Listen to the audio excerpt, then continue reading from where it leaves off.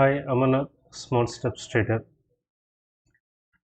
In last video, we saw that trading, the share market is good or bad. In which we saw that many people saying that it is gambling, and some people say it is not gambling. So if you see that video, you can arrive your own decision, and you get your own clarity that whether it is good or bad. So I given the link in the description. If you not watched that video, have the watch of that video. So in that video, we said that 90% of the traders making a loss. Only 10% of the traders making the profit. This is the SEBI report. That also we saw that in that video. And another thing we saw that is in any business, the person only look the success of the business. He never think about the money. So in business, people look only success, how scale up the business. The business goes in good profitability. Still, they think about the scalable, how scale up their business. They think only that way. They won't see that money. But in share market, whoever comes to the share market, by default, they come with the money mindset. How much money we can make. So this money mindset is a very wrong one. So if a person in the money mindset in the share market, by knowingly or unknowingly, he play like a gambling, but he doesn't realize that he is in gambling mode. But unknowingly, he do the gambling. And another thing we saw that is uh, stock market is like a knife. The knife will be useful to cut the vegetable. So it used like as a tool. The same knife, if used to stab someone, it becomes a weapon. So the knife is the same. So the purpose of the utilization decides whether it is a tool or weapon. The stock market also a knife. So if you properly use that stock market with the knowledge and with the training, adequate experience and expertise, the stock market as a tool to make more money, to generate more wealth. So all these have only 20% weightage. The most important thing is psychology to make the success. That has 80% of weightage. So this video completely talks about this psychology, trading psychology. Investopedia. So what it says, the trading psychology, it refers to the emotions and mental stage. And also it says that the trading psychology can be as important as the attributes such as knowledge, experience, and skill in determining the trading success. So trading psychology, knowledge, experience, and skills all are intertwined. So all these things are very much important. And you know, Tony Robbins is internationally accepted motivational speaker. So he says that psychology is 80% in any field. The skills are only 20% each. So the same thing applies in stock market also. And many people may think that in the stock market, the institutional traders are our enemies because they deploy thousands of crores of money and drive the market. So for me, the institutional traders, how much money they deploys, they are not our enemies. They are like just a competitor to us. Our enemies are entirely different. So only our enemies kills us. So our enemies are our own greed, fear, impatience, disappointments, anger, lack of knowledge, and lack of skill. If you understand this and try to overcome this, you will become better. Otherwise, you feel better about the market. So you have to first compete yourself. For example, a person comes newly to the market, inexperienced person, by seeing others making money in the market, we also make the money, he will come. For example, he enter the market and buy a stock 100 rupees. As he expects, the market goes up that stock which bought at 100, it goes to 105. He will be excited. He wait for some more time to make it go further. As he expect it go to 110. He will get very much thrilled and wait, and greedily he wait for further it goes up. As he expect it goes further and reaches 115. That is 15 percentage he is in profit, but he won't sell because it's greed. The same person, if he keeps his money in fixed deposit, he get only 4.5 to 6 percentage per annum. But within few days or few weeks, he is seeing that 15 rupees profitability, but he won't book that profit. With the greed, he wait for further. But what happens? From there, market starts turn down. That 115 comes to 110. Then he feel, oh, we would sell it 115. So next time it comes to 115, we will sell. But what happens? The market comes down, the stocks comes to 105 and comes down to 100. The price which he bought. Then he feel that at least would have sold at 110 or 105. So he feel that next time if it comes to 105, we will sell it. We won't wait for 110 or 115. That's what he thinks. But what happens? Because it is a downward market, it comes to 95, 90. He gets panic. He feels that the share market is not my cup of tea. I wrongly entered to the market. Then he feels that if 100 comes, we will sell it and go away with no loss, no gain. But he wait for the 100. But what happens? It comes to 80 and a stage it comes to 70. With full of fear, he will sell the stock which is bought at 100 and sell it at 70. Minus 30 percentage. But at a time, he saw 15 percentage profit. But he didn't book that profit. But now he sold at 30 percentage loss. So that was the most inexperienced traders will do. And what they sell it and exit from the market. They won't learn from the mistake what had happened. They won't learn it. They will go away. But what the professional traders do, so whatever they sell at here, they will buy. So whatever they sell at the fearing stage, at the fear, these people start buying. So Warren Buffett clearly said, buy the fear. That's what they do and sell the greed.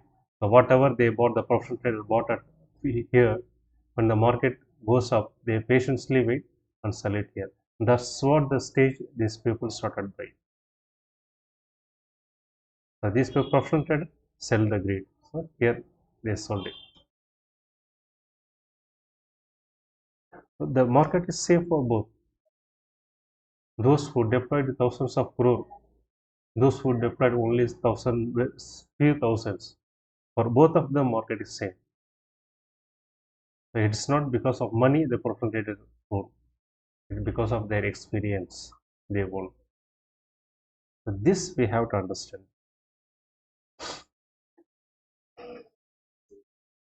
So don't control the emotion in the market. Instead, try to reduce the magnitude or vigorousness of that emotion state. Like our cool Captain Dhoni. So whatever may be the difficult situation in the ground, he won't show off his emotions. He plan, he find some strategy and win. But at the same time, his co-player will be in very much of fear. You watch both of their faces. Dhoni will be very much cool. In some matches, India will be in upper hand, very comfortably positioned to win it. But other players will be very much excited. But Dhoni won't be excited. Whether it is a difficult situation, whether in an upper hand, he will maintain his cool. So that's why we call them as a cool captain. So learn this from him. The same thing apply in the stock market also. So many people know that golden egg and duck. With the greed, many people, what we do, they cut their own capital because of greed. So here, what we are differ from the institutional traders. For example, institutional trader bring 100 rupees to the market with the expectation of 10 rupees profit. That is 10 percentage profit expectation they come. But the typical retail trader, what they do, they bring only 10 rupees capital and expects 100 rupees profit. That is 1000% of profit. If he bring 10 rupees, he expects 20 rupees, that is 100%. That's also high. But their expectation is 100. So that's why it is 1000% of profit expectation. But if institution trader, only 10% profit expectation. If two persons in the competition, they are equally strength, we don't know who will win it. But here, the institutional trader have 1000 times upper hand because their profit expectation is very less. So obviously, they win. So this we have to understand. And the retail traders, the new retail traders, what they will do? Immediate after deploying their money, their capital, they want to see the profit. Immediate after sowing a seed, does that grow? No, it will take its own time to grow like a big tree. Then only it give a fruit. So similarly, once you enter to the market, start learning the market, and whatever the losses you make, treat that as a cost to get that experience. Learn from the losses, avoid the losses and subsequent trade. That is how one have to develop themselves, and one should not give up the market. In the previous example, we saw that these people exit from the market after the loss, but we should not do that. We have to sustain in the market. Whatever may be the situation, your sustainability is most important, and patience is very much important. You know Charlie Munger, friend of Warren Buffett and his business partner. What he says is the big money is not buying or selling, but in waiting. So the patience is very much important here. The motivation speaker, Brain Tracy, what he says is continuous learning is the minimum requirement for success in any field. It applies to stock market also. So the learning is very much important. So for success, one have to be prepared. That means keep learn. Then only when the opportunity comes, you can utilize that opportunity properly and make a success. So this book is very much important. This deals with psychology. Two chapters deals with the psychology. One is individual psychology and mass psychology. I get a very good understanding after reading this book, especially this two chapter. So this book what says is your success or failure as a trader depends on your emotions.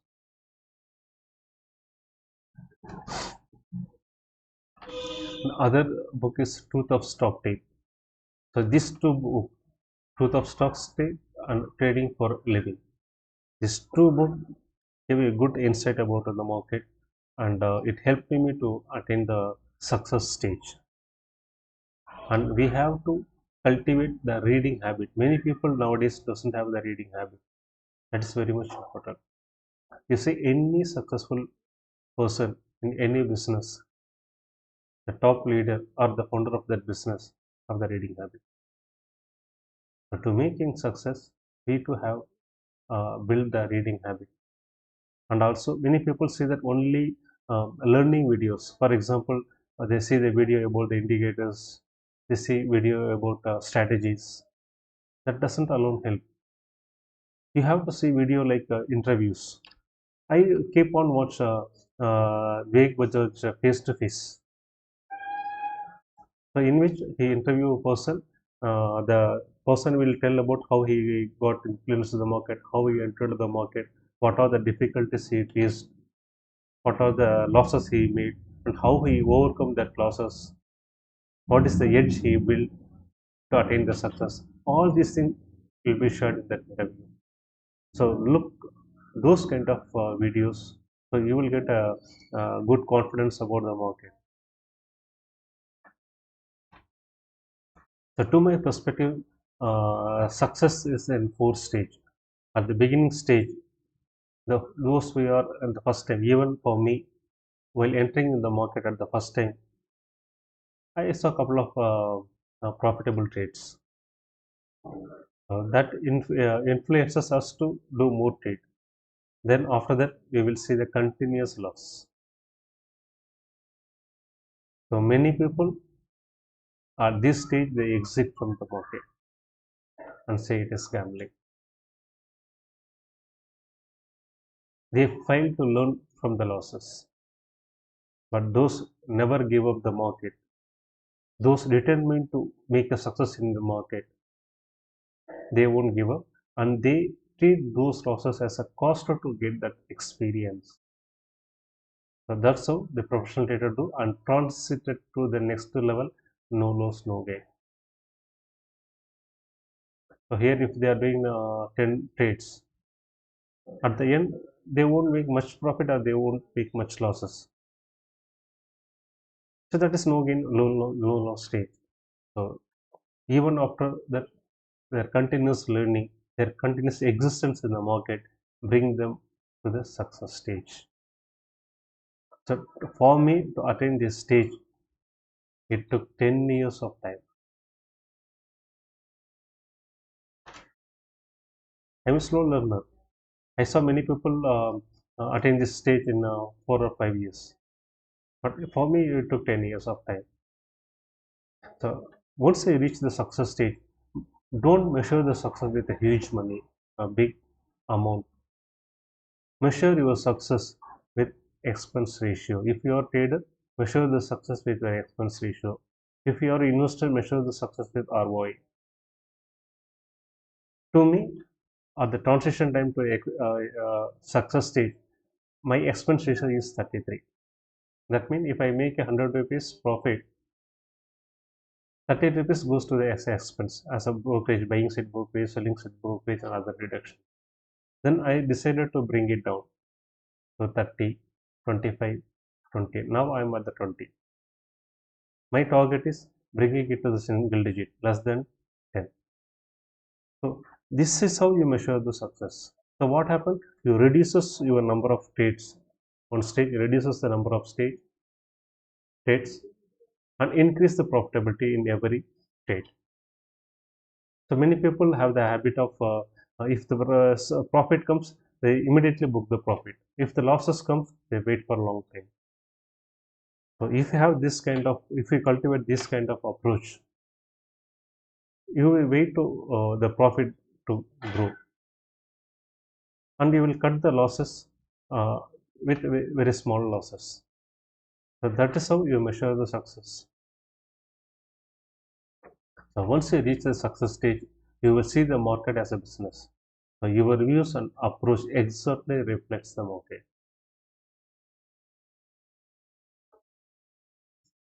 So emotion and mental states both are inborn nature.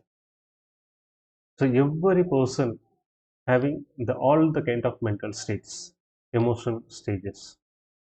But the only difference is only that mental states, the magnitude or vigorness of their mental state differs.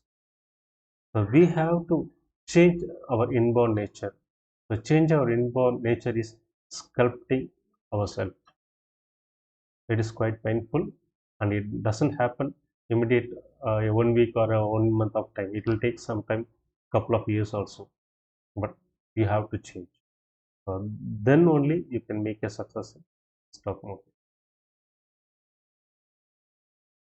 So this is about the core of trading psychology. So try to build your trading psychology. We will see in the next video with the different topics. Until then, bye. See you.